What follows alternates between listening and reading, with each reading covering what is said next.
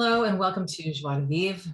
I'm Ruth Chadwick and thank you for joining me today.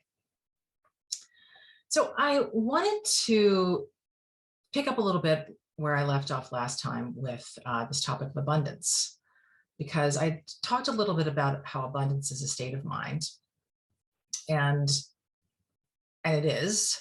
And I wanted to address a little bit more the confusion that I think a lot of people have about, well, what's the difference between abundance and wealth accrual, or, trying to get to the top of the ladder so you can have more in the way of material wealth, that sort of thing. And what I was trying to explain last time is that, you can be abundant and have little material wealth, and you can also be wealthy and live in scarcity. It doesn't really matter what your net worth or your bank account looks like. But because that's a very Western orientation, right? It's like, how do I get wealth, build wealth, grow wealth, expand it, etc. And I'm not saying there's anything wrong with this, like in terms of wealth building. It's no problem. It's great. It's more about how you're going about it. And if you're going about it from a place of fear and scarcity, which they're two sides of the same coin, then you're actually ending up in this kind of endless chase. And usually you're chasing a sense of security or a sense of freedom. And you might find that freedom here and there when you get to a certain place, right? But then the freedom kind of starts to subside and you start to need more to feel better again, and it starts all over again. So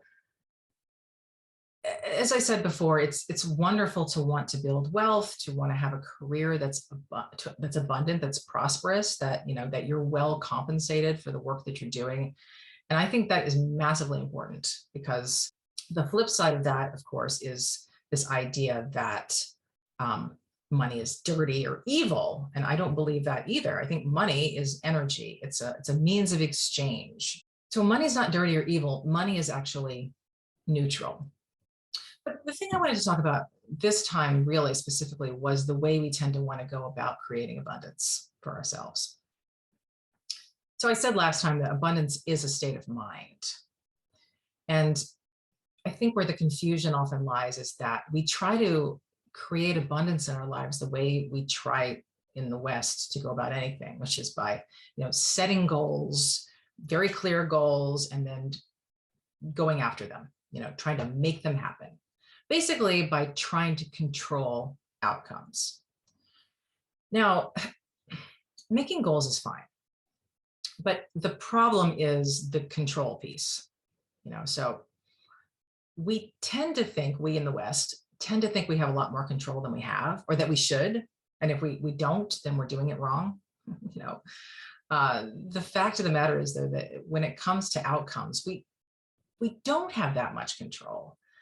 There are ways, of course, that we have agency, and there are actions we can take to get us towards our goals. But we sometimes don't know where our influence stops and where the rest of it's kind of up to the universe. And so we can get very attached to very specific goals. And a lot of times you see this happening through like vision boarding, or even setting affirmations where you're trying to create an outcome, or even create a way of being for yourself by putting it on paper, by making it very concrete and specific. And I mean, there's a couple of things about that. One,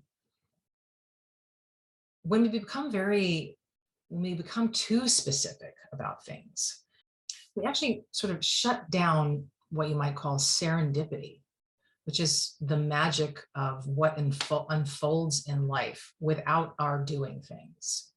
You've gotten to work on making your goals very specific. And a lot of times that is what we're told to do, make your goals very specific.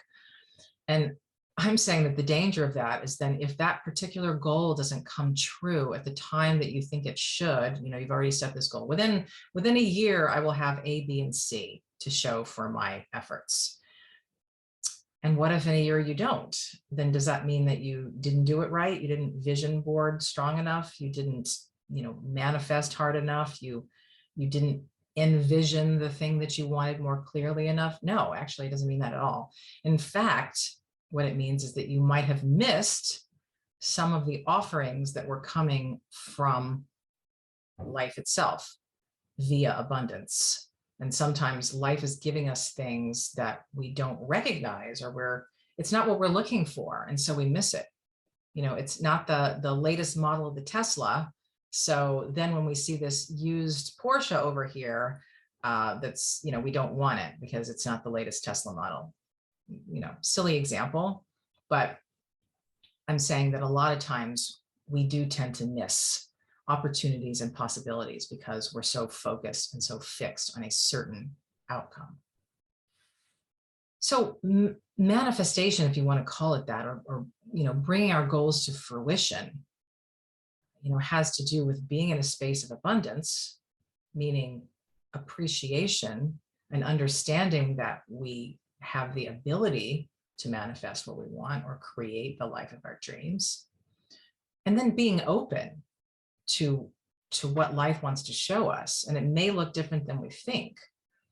So we have to take the steps, of course, towards the goals, but then we need to be receptive enough to see what comes towards us. And it might be an opportunity we didn't expect. And immediately we might go like, oh, that's not the opportunity I wanted.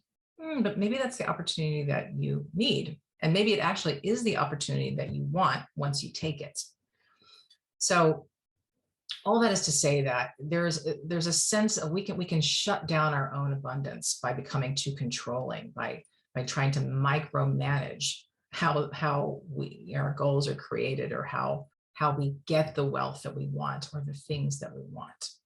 So as I said before, I could talk all day on this topic because I think that it's kind of at the core of a lot of our societal ills right now. But I'm going to stop there because I don't want to keep rambling. But at any rate, thank you for joining me. And I would love to hear your comments below. Please feel free to leave comments. And also please join me next week for the next topic of discussion. All right. Thanks so much. Bye-bye.